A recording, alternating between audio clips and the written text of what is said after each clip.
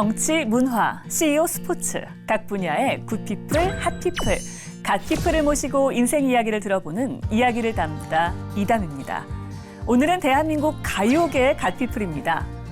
그의 한 곡 한 곡은 시대를 대표하는 명곡이 됐고 그의 목소리는 세대를 초월해 가슴에 남아 있습니다. 누구보다 빛나던 청춘의 아이콘. 지금도 여전히 무대를 지키는 진정한 음악인 가수 남진 씨와 함께합니다.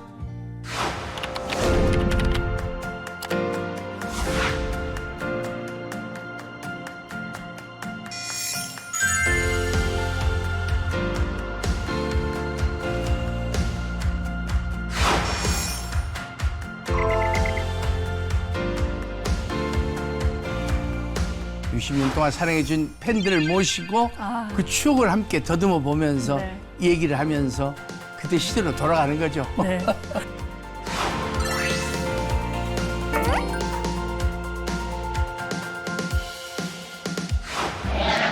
네, 안녕하세요. 안녕하십니까. 아유, 이렇게 모시게 돼서 영광입니다. 제가 영광입니다. 저희가 반갑습니다. 차를 준비했습니다. 예. 따뜻한 차 한잔 하시면서 예. 국화차거든요. 데뷔 60주년 콘서트를 하신다고 얘기를 듣고 나니까 세상에 60주년이라니. 그러니까 가수를 하신 지 60주년이라니 제가 이렇게 지금 실물을 뵙고 있으니까 제 나이가 60 됐다. 진짜 근데 그래 보이세요. 60주년 맞이한 기분이 어떠세요? 글쎄요, 이렇게 빨리 될 줄은 몰랐어요. 60이 됐나 네. 하는 생각을 다시 한번 갖게 되는 그런 느낌이에요. 진짜 멋지십니다. 그러면서 또 신곡 발표도 하셨잖아요. 그럼요. 두 곡이었는데 예. 하나가 내 사랑의 시 그리고 하나 그대여. 네. 그대여. 저희 예. 조금씩만 들어볼게요. 예. 사랑의 시를 쓰다가 울었다 미완성 내 사랑이 아파서 너무 좋더라고요. 그리고 또 신나는 그 그대여라는 곡도 저는 진짜 좋았어요. 이거 그대여. 예. 들어보셨구나. 그대여. 그건 제가 네. 글을 제가 작사를 제가 해봤어요. 이걸 직접 하신 거예요? 근데 저는 오. 잘 그런 거 할 줄 모르는데 이 노래를 어떻게 좀 해보고 싶더라고요. 그래서 이제 네. 가사를 제가 붙였습니다. 그대여. 네. 너무 잘 쓰셨습니다. 쉽지 않더라고. 저희가 지금 신곡도 두 곡 얘기했지만 예. 히트곡들이 워낙 많으시잖아요. 이렇게 몇 개를 이렇게 손에 꼽기도 어려울 정도로 너무너무 많은데 일단 좀 한번 들어볼게요. 예. 히트곡들. 네. 정한 후에 집을 짓고 현재가 사실 헷갈리고 서 있지만 그대여 닮지만 나야 곡들이 지금 뭐 요만큼씩만 들어도요. 예. 모두 전 국민이 아는 곡들이잖아요. 이렇게 히트곡들이 많은데 이번 콘서트에서는 어떤 곡들 들려주세요? 그동안 이제 60년 동안에 사랑을 많이 받았던 노래, 네. 그중에서 사랑을 많이 받았던 노래 한 30곡 정도 추려서 이제 그중에 그리고 준비를 했습니다. 네. 이 추억이 아무래도 노래라는 건 그때 그 시절 그 추억이 있잖아요. 네네. 그걸 함께 우리 팬 60년 동안 사랑해준 팬들을 모시고 그 추억을 함께 더듬어 보면서 네. 얘기를 하면서 그때 시대로 돌아가는 거죠. 네. 60년 가수가 그렇게 많지 않잖아요. 옛날 우리 선배님들도 어려웠던 시절이었고 대단하신 분들인데도 몇십 년 안 하시고 다 떠나셨잖아요. 그러니까 그런 걸 비하면 저는 내가 큰 행운이었구나 하는 생각을 많이 느끼죠. 그동안 앨범들을 쫙 낸 거를 저희가 한번 모아봤거든요. 이렇게 많은데 와 진짜 근데 거의 그대로세요. 뭐 유지는 잘 모르겠는데 아무튼 노래를 하는 것이 네. 어떤 것이라는 것을 세월이 가면서 그냥 노래만이 아니라 우리 사람에게 네. 어떤 감성적인 거 모든 게 우리 감성이 움직이잖아요. 이렇게 세월이 가면서도 그런 뜨거운 감성, 열정을 주는 것은 노래를 하기 때문에 그 노래에서 오는 그런 감성이 아닌가 생각이 돼요. 네. 노래를 하는 게 지금도 노래를 하면 그때 노래를 하면은 그렇죠. 그때로 돌아가는. 그때로 돌아가는 거죠. 저희가 남진 선생님 하면 진짜 원조 오빠다라고 얘기를 하는데 이게 그냥 말해서 원조 오빠가 아니라 정말 오빠라고 불리우는 게 거의 처음이셨던 예, 거잖아요. 그랬다고, 그죠? 예, 저도 그 그렇게- 시절에는 그런 게 없었잖아요. 제가 데뷔해서 활동할 시절부터 이제 네. 오빠라는 칭호가 막 환호가 네. 또 오빠 부대라는 그런 어떤 이렇게 팀 이름 뭐라 그럴까 팬들이 모임이 네. 그때부터 시작이 됐다고 그죠. 얘기를 들었습니다. 진짜 말 그대로 원조 오빠신데 그래서 이제 영화 다큐멘터리로 나온 게 제목이 오빠 남진이에요. 예, 예. 이거예요. 그렇죠, 예. 저도 봤거든요. 아. 근데 정말 일대기를 쫙 담으셨더라고요. 예. 이 영화 또 못 보신 분들 있으니까 좀 설명 한번 예, 해주세요. 그건 이제 뭐 공연이 아니라 그 제게 다큐죠. 네. 가수로 데뷔해서 지금까지 60년 동안 활동했던 그 뒷면 네. 가수로서의 여러 가지 그 뒷면을 이제 그 그려진 네. 그런 영화죠. 예. 첫 히트곡은 트롯. 네. 예, 우리말로 하면 뽕짝이죠. 트롯이라는 리듬으로 울려고 내가 왔나가 네. 제 첫 히트곡이 됐습니다. 저는 그럴 줄 꿈에도 몰랐던 노래입니다. 네. 생각도 안 해본 노래. 왜요? 스타일이 좀 안 맞으셔서. 곡을 그 작곡 네. 이 김중순 작사가 선생님을 만나서 작곡가 김명광 선생님 소개를 받아서 네. 세 곡을 받았는데 한 곡은 트롯, 한 곡은 룸바, 쿵따라닥딱 쿵따쿵따 룸바, 네. 한 곡은 슬로우 락. 근데 이 노래는 좋아하는데 두 곡은 네. 트롯은 제가 불러보질 않아서 아. 잘 몰라요. 느낌도 모르고 안. 그래서 이제 연습하다가 관뒀어요. 자신이 없어서. 예, 그러다 녹음하는 날 네.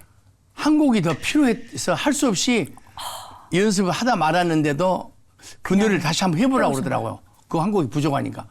근데 그 노래를 불렀는데 제가 좋아했던 노래는 금지곡이 돼버렸어요. 어떤- 연애 영번지. 연애 영번지. 네.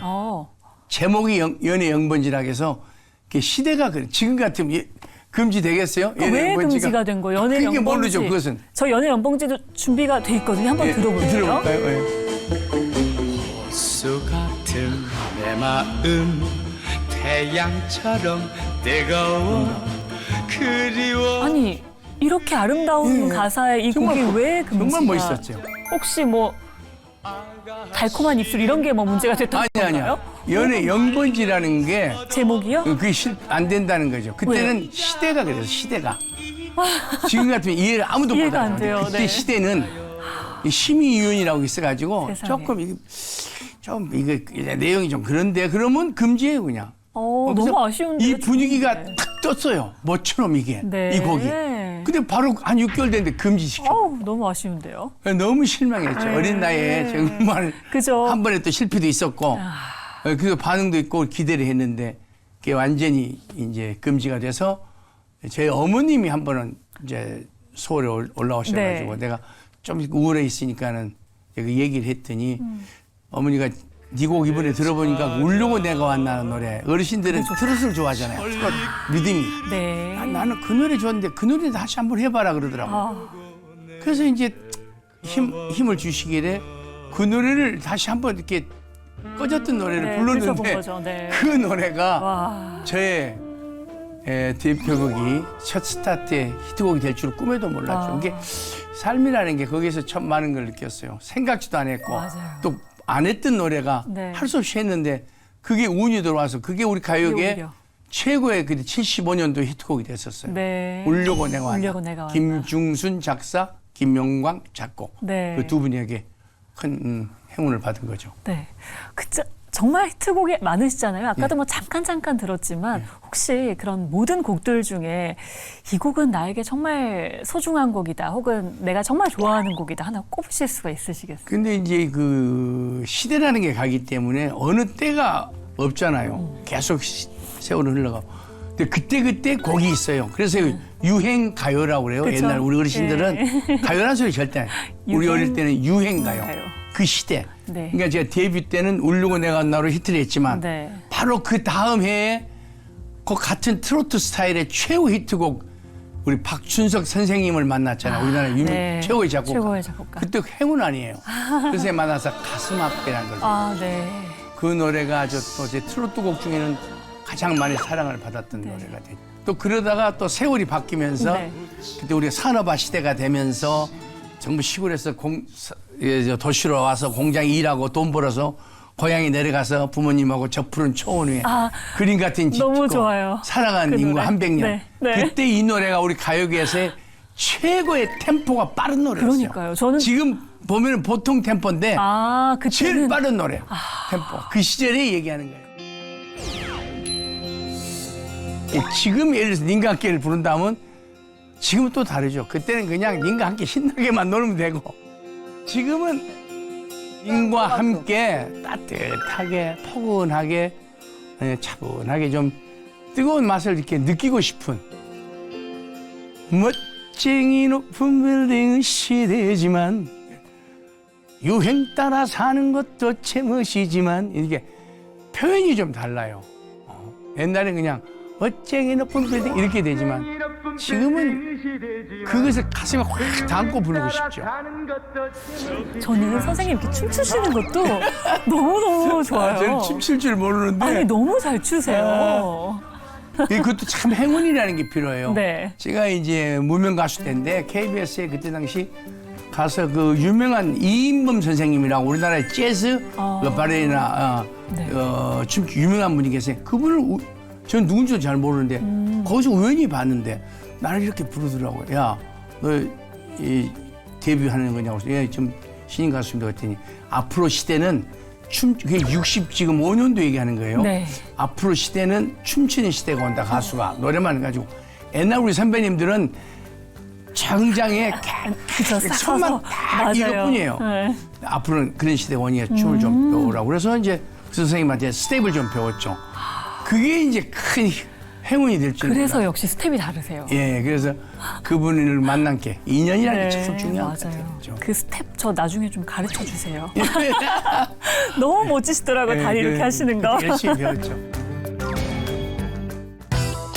투 스텝. 투 스텝. 둥둥 딱딱 쿵딱.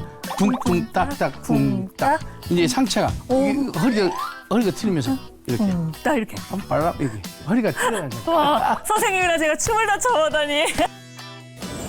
너무 지금 얘기가 재밌어서 조금 더 재밌는 얘기를 끌어내기 위해서 담담담 토크를 저희가 준비를 했습니다. 이 보석 하나네요. 보석 같은 이야기가 들어있거든요. 아, 이 하나 안에? 뽑아주시면 저희가 또 다른 얘기를 한번 꺼내보겠습니다. 네, 한번 보여주세요. 어떤 건지. 추억담. 추억을 한번 꺼내볼게요. 예, 추억담. 네. 좋죠. 아, 고생하던 시절에 내게 가장 큰 힘이 된 건 다름 아닌 어머니의 파김치였다. 네. 제가 거가 있을 때 한참 데뷔해서 좀 폼 잡고 이렇게 기분 내다가 이제 하다가 입대해가지고 입대하신 거니까. 더구나 그것도 전쟁터에 갔잖아요. 네. 그것도 또 우리 무서운 해병대 갔잖아요. 그러니까요. 청년부대. 거기서 이제 전쟁터에 있었는데 전혀 영화 같은 장면이죠. 네. 왜냐하면 우리가 현실하고 가수에서 활동하고 다르잖아요. 그쵸. 전쟁터니까 네. 꼭 촬영 온 것 같은 기분이죠. 실감이 안 나죠. 네. 그러나 이제 거기에 적응하면서 제가 이제 김치, 파김치를 좋아해요. 네. 파김치. 네. 근데 우리 어머님이 저놈이 얼마나 파김치를 먹고 싶어 할까 해서 누굴 통해가지고 한 박스를 이렇게 베트남. 예, 베트남까지 보냈더라고요. 우리 우와. 허이안 우리 여단 본부까지. 네. 우리 부대까지 다. 어머. 전방까지. 세상에 베트남에서 파김치를 먹을 거라고 누가 예, 상상이나 어머니가 했겠어요. 보내주셨어요. 너무. 그 냄새가 지독하거든. 익은 여름이가 푹 익잖아요. 그쵸.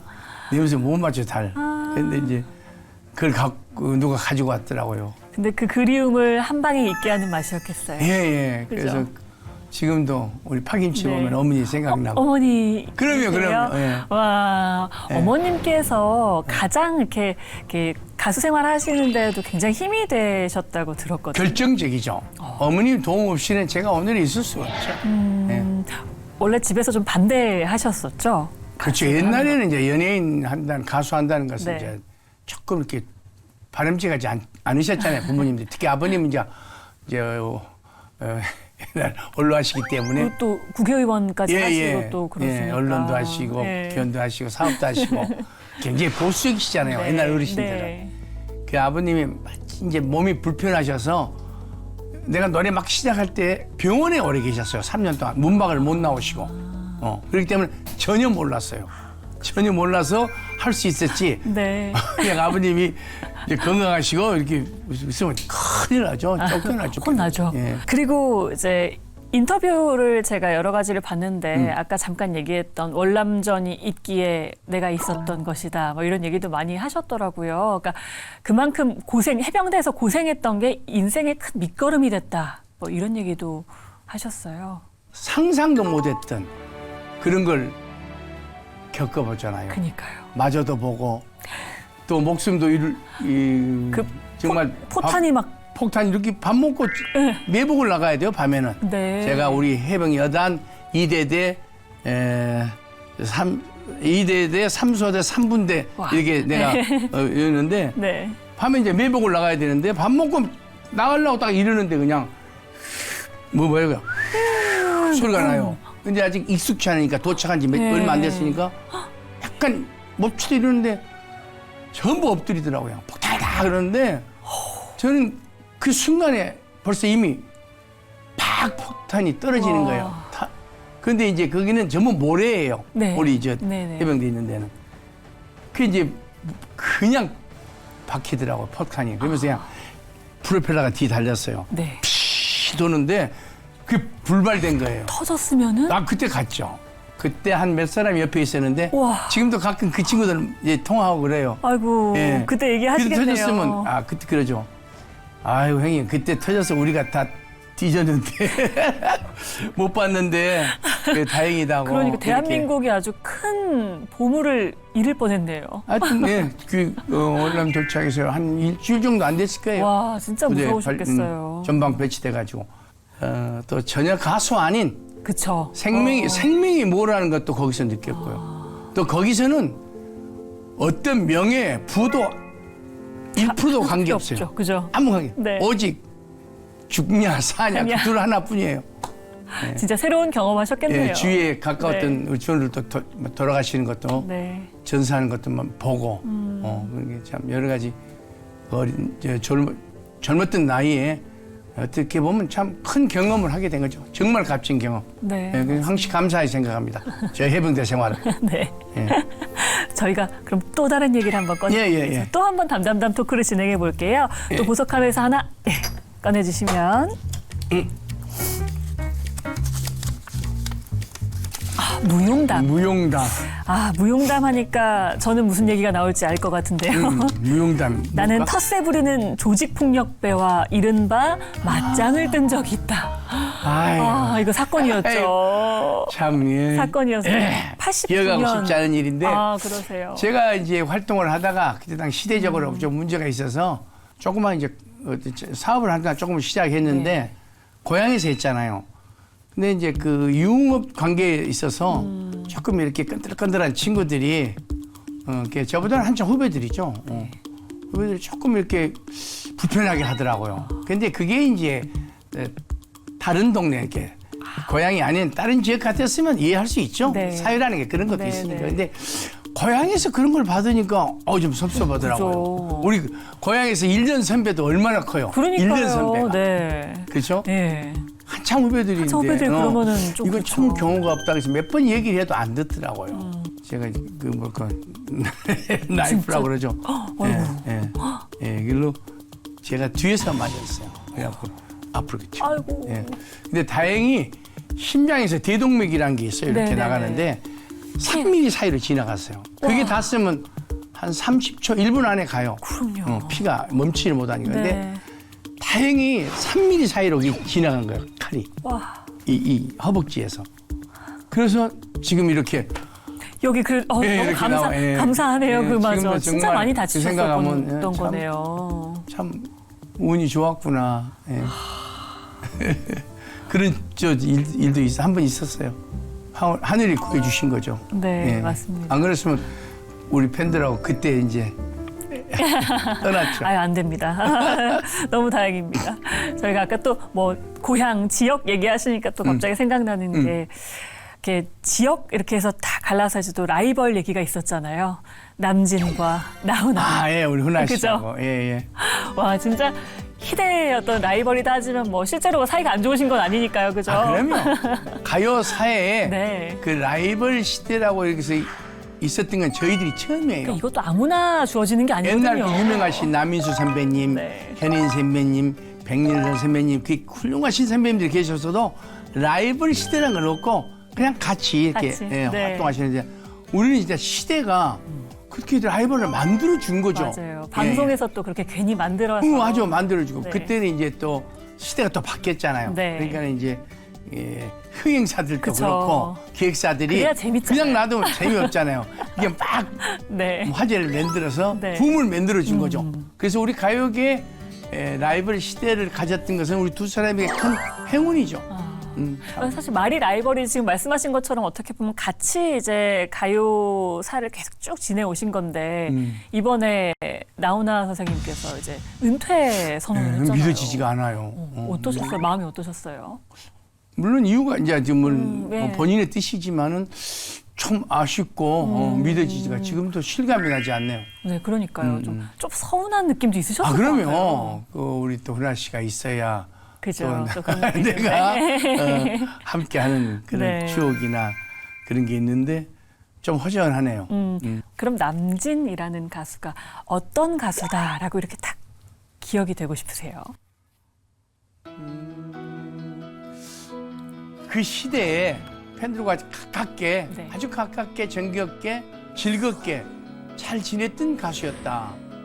팬들과 가까이 그 시대 그런 가수로 남고 싶어. 우리는 유행 가수잖아요. 그 시대의 가수지. 네, 네. 그 시대가 지나면은 또 이제 그 시대 가수들이 또 나오잖아요. 네, 그 영원한 건 없지만은 그 시대에 참 팬들과 즐겁게 네. 많은 사랑을 받았던 또 좋은 곡을 발표했던 그런 가수였다. 한 시대를 풍미했다. 이런 가수로 남고 싶습니다. 감사함을 잊지 말라는 거죠. 아까도 얘기했지만 우리 가요계에서 그 또 이 긴 세월을 이렇게 한 분들은 이렇게 많이 없으셨던 것 같아요. 근데 저는 이렇게 했으니까 앞으로도 하고 있고 이게까지 할 수 있었던 것은 누구나 하고 싶다고 해서 되면 다 하죠. 그게 아니잖아요. 특히 이 연예인이라는 게 이렇게 할 수 있게끔 해준 우리 팬들에게 우리 전국 팬 여러분들에게 정말 감사하고 감사라는 것은 결국 좋은 모습으로 좋은 노래로 보답하는 것 외에는 하는 방법이 없잖아요. 그래서 열심히 하는 겁니다.